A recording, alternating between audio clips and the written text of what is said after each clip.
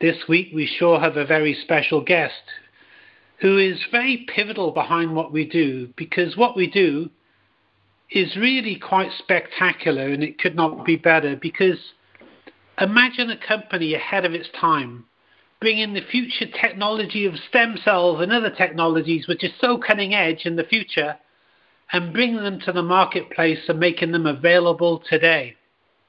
And imagine a company that really respects humanity, that does good in the world, and rewards all of us for sharing these life-changing products by making a difference. And by making a difference, we can make a great income.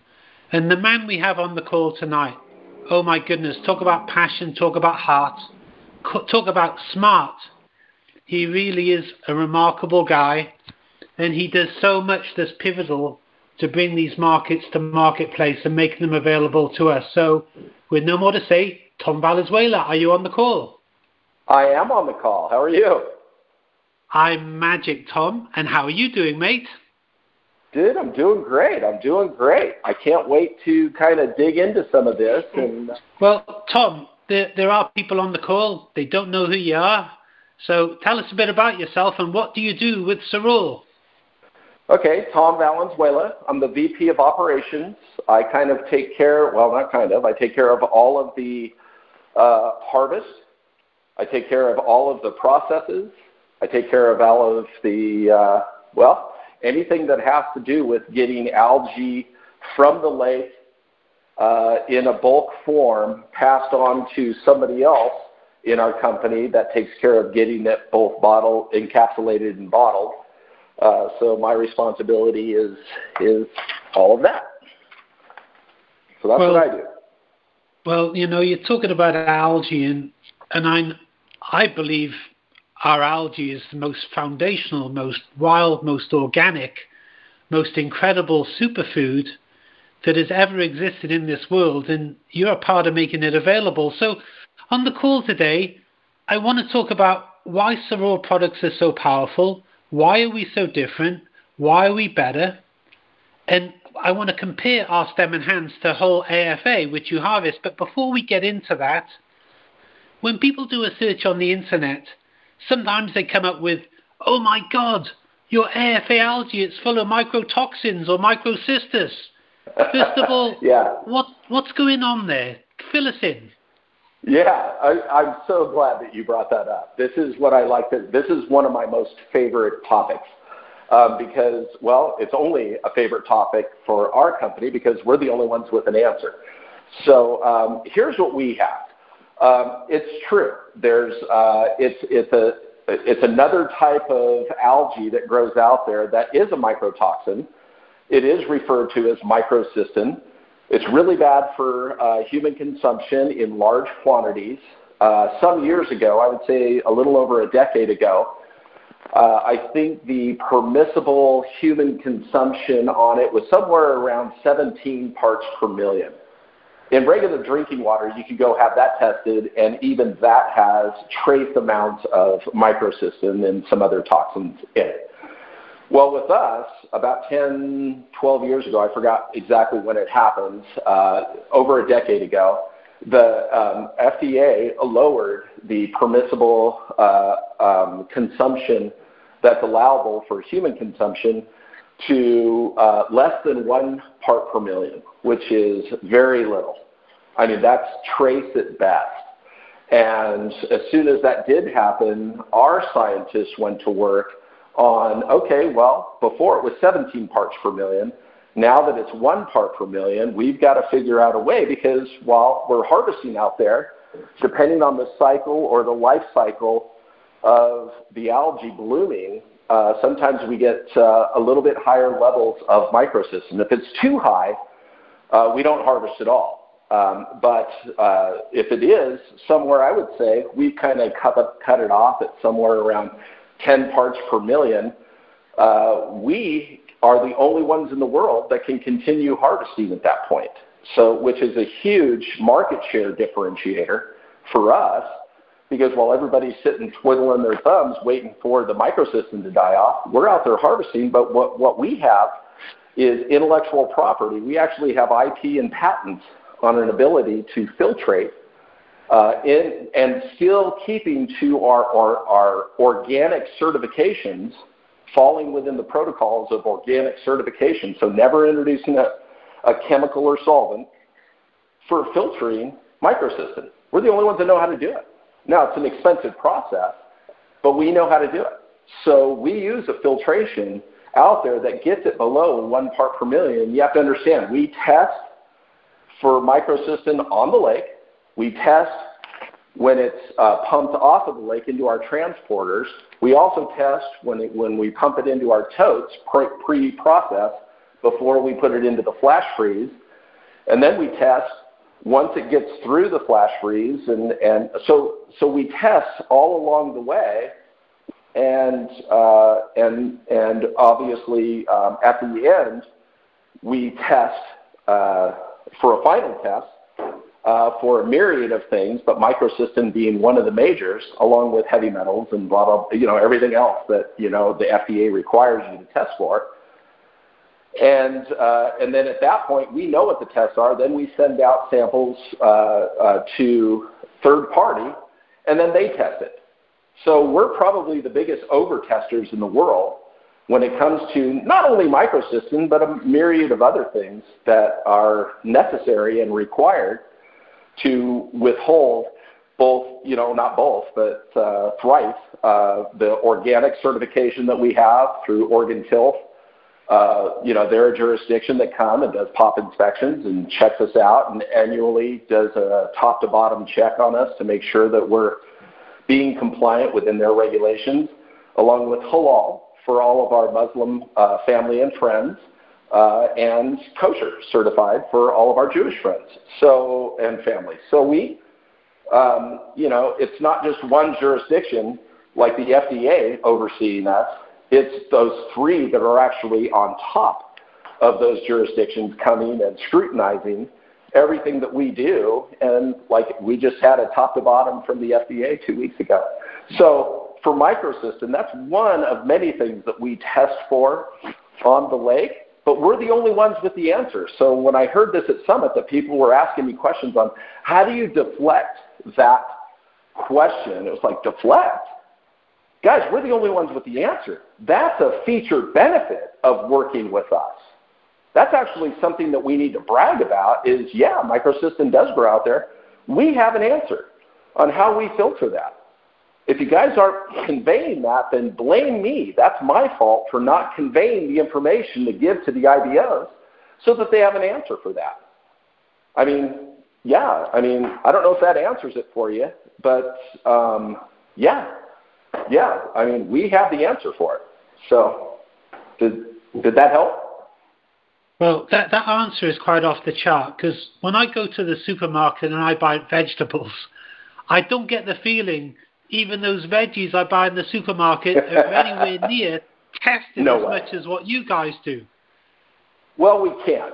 We're aqua farmers, and we harvest a wild. We don't have fields of AFA algae growing, similar to what we get from our spirulina brother or what's akin to AFA. So we don't have that luxury. So we have another layer of scrutiny that we have to endure from all of these jurisdictions that we're okay with it. We're completely GMP certified, which is a bare minimum, which is above most of what you're already talking about. And then we have these 4 other things that we have to deal with on top of that because it's a wild harvest. So, hey, I would put us against anybody else out there because we've never been shut down. We've never had fines. Guys, you're with the right team. I can tell you that.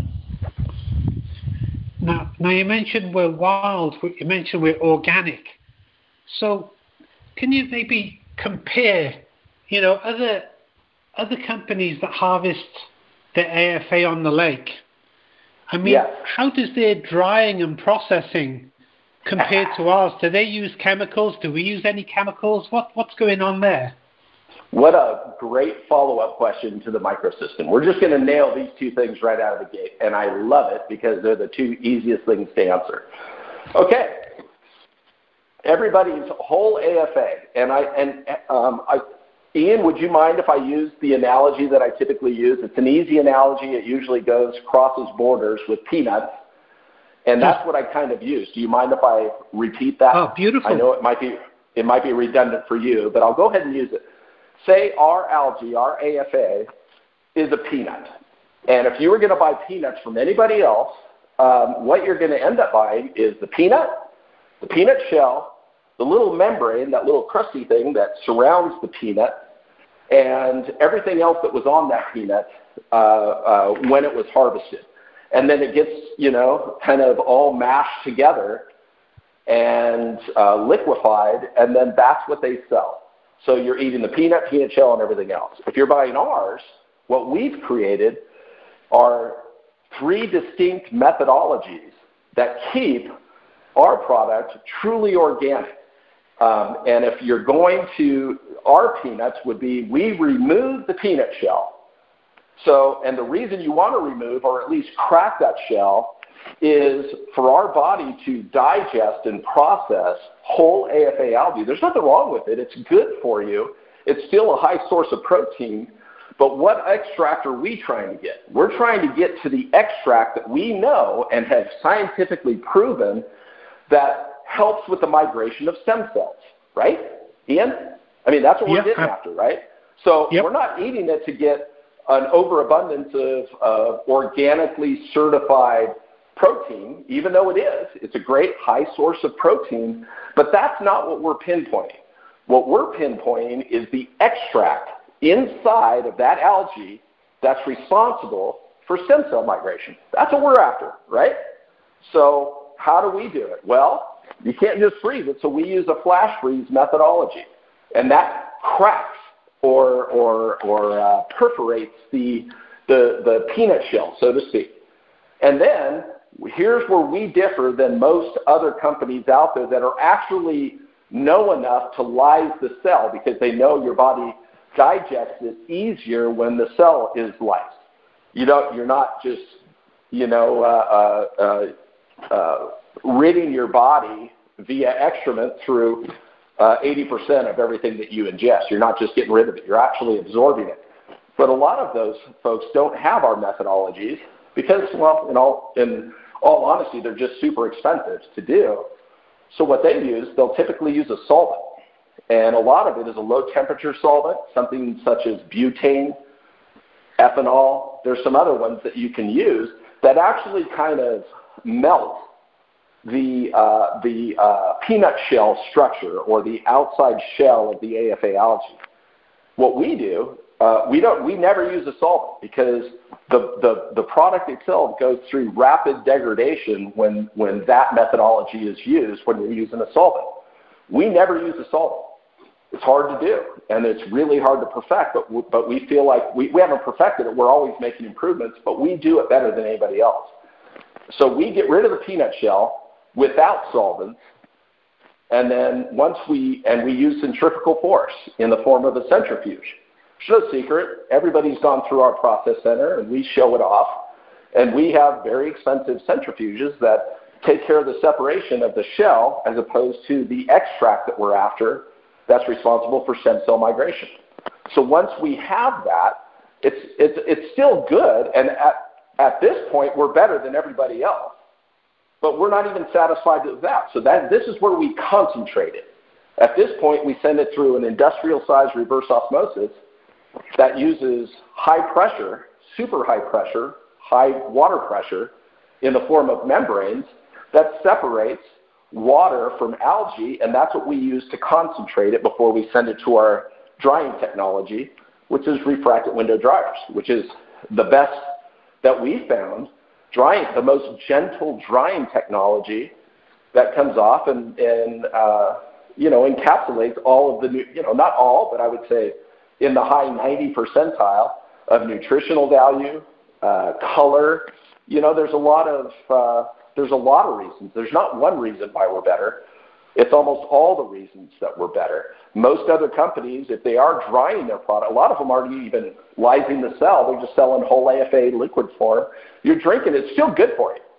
it's still a good thing to drink, but if you're comparing it to this, it would be the difference between grabbing a handful of peanuts and chewing on them or getting to the actual peanut itself. For every one of our peanuts, it's equivalent to 2 to 3 other peanuts without the shell and all the other crap that's on there.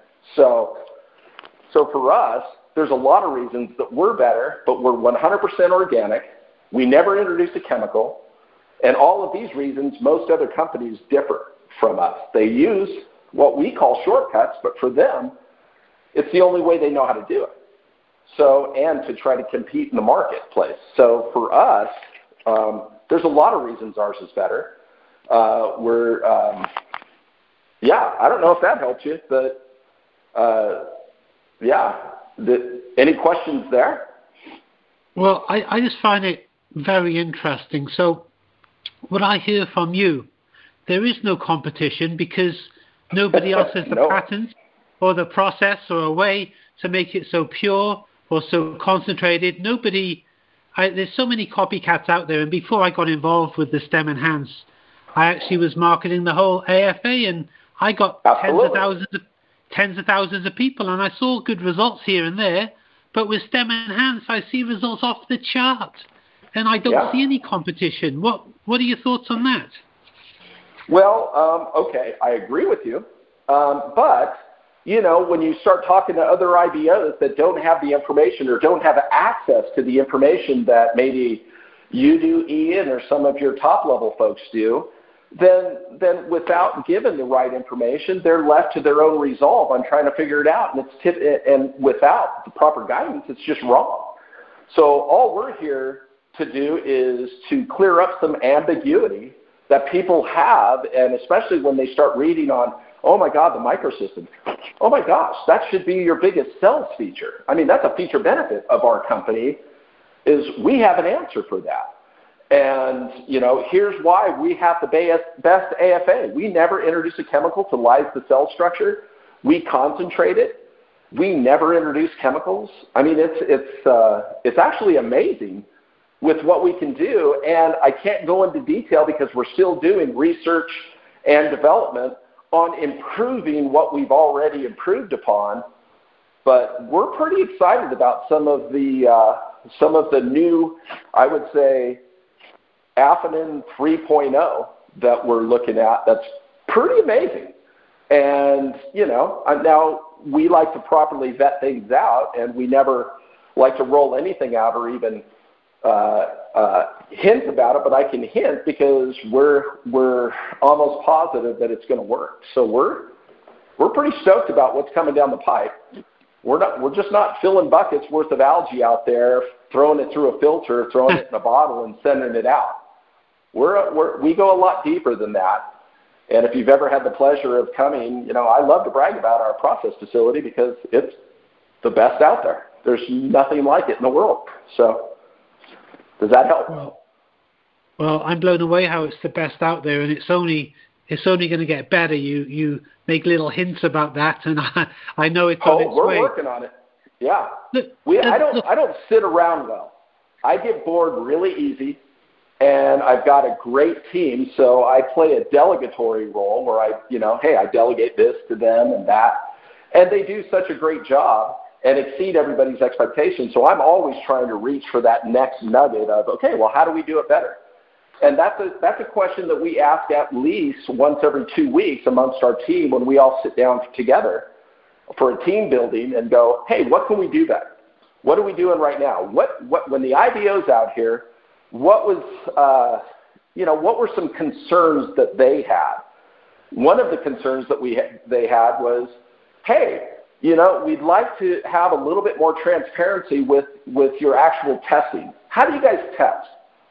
And I spoke to the team and said, you know what, why don't we put examples of what third-party testing looks for each of our products in the back office somewhere where they can just access it. Now, you have to understand, for every load that we bring in off of the lake, it's then skewed immediately, and we can account for every bottle that reaches the end user. We can account all the way back to which day it was harvested on which harvester that we brought it up from. So we have trackability, and we have to have that for our organic certification and FDA certification. They require that.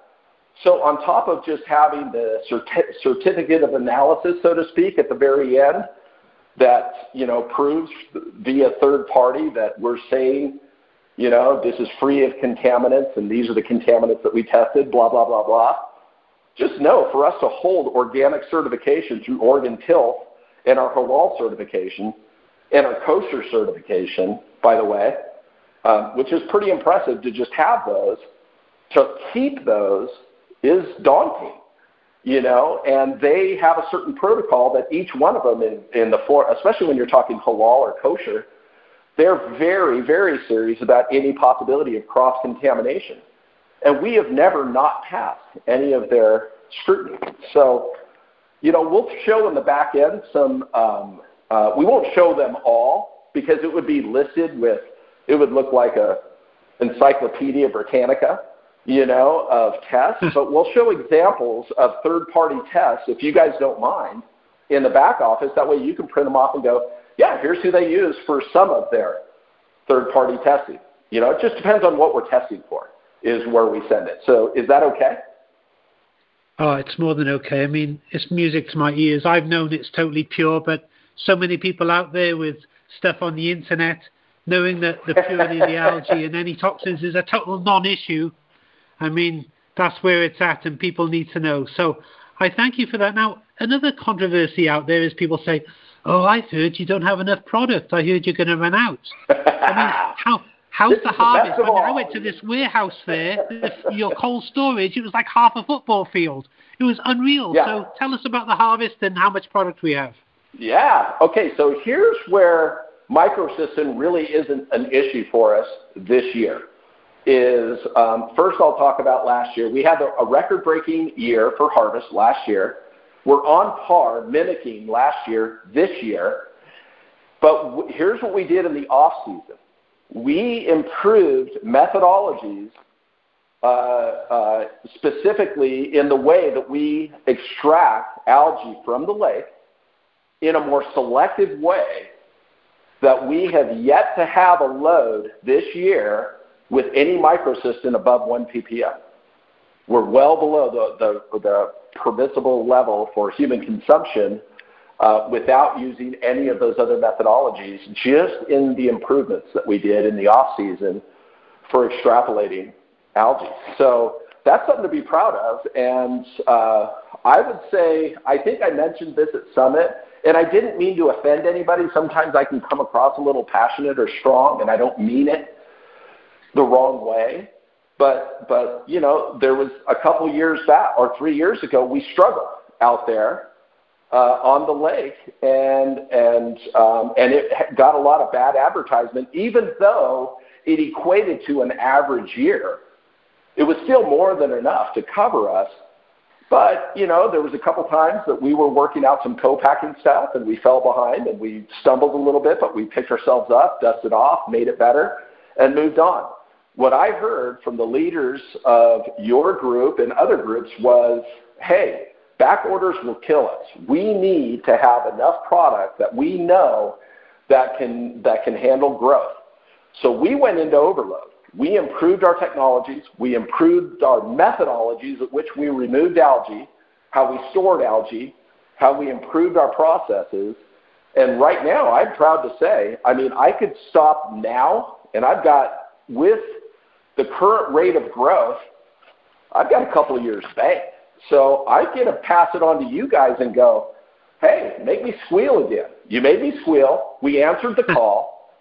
Now it's your turn. I think I'm putting it in your court and saying, you know, I'd like to see more sales, to be honest with you. I mean, we can handle it. And with the methods that we're bringing on, and put it this way, we've got about, I don't know, if you're looking at our lake, there's probably, I don't know, 200 to 250 square miles without actually doing the geometry math. And we are right now isolated to about 2 to 3 square miles. So you tell me if I'm going to run out. Wow. When I went and saw your harvesters, you looked like a little ant on the lake compared to the capacity. We're not even touching the tip of the iceberg right now, guys. Wow.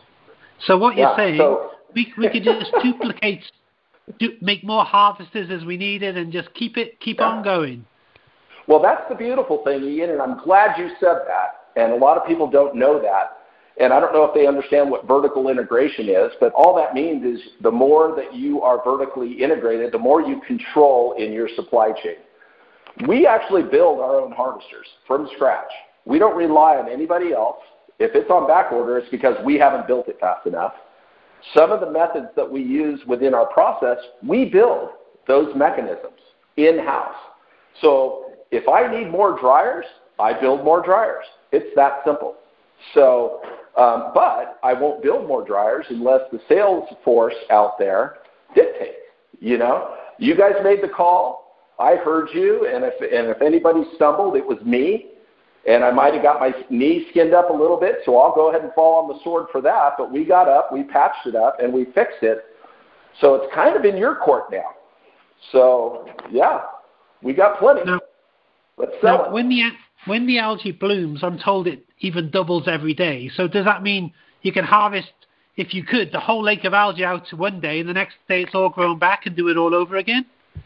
Yeah, well, that's kind of a misnomer. The algae has kind of a life cycle. And it will start off where it's not real prevalent, but there's still algae in the water, and we have a method. We have 3 different methods that we use on the lake. And we have a method for sparse algae. And then it kind of gets heavier and heavier and blooms bigger. And we have a different method for that algae. And then it begins to die off. And it'll go through about 4 or 5 cycles in a season. And we're seeing the second life cycle of maybe, so we've got 2 or 3 left in the season. And our season typically is sometime mid to end June to the end of November.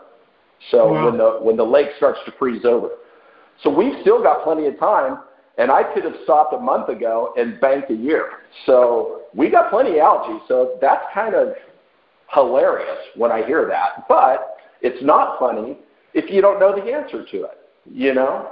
So I'm glad we're talking about this. And I don't want to be offensive, but I mean, I'm a pretty transparent guy, and some people, I always tell them, be careful what you ask for, man, because I'm just going to tell you the truth, and sometimes people don't like that.